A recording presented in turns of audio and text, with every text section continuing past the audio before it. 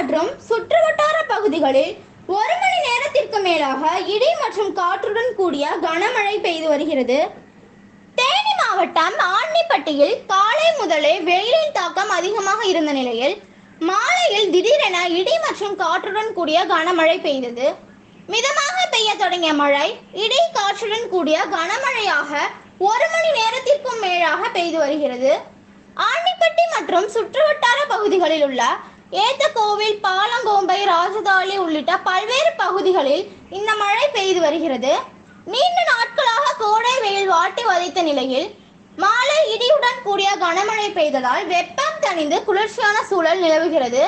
மேலும் நீண்ட நாட்களுக்கு பிறகு கனமழை பெய்து வருவதால் பொதுமக்கள், விவசாயிகள் என அனைவரும் மகிழ்ச்சி அடைந்து வந்துள்ளனர்.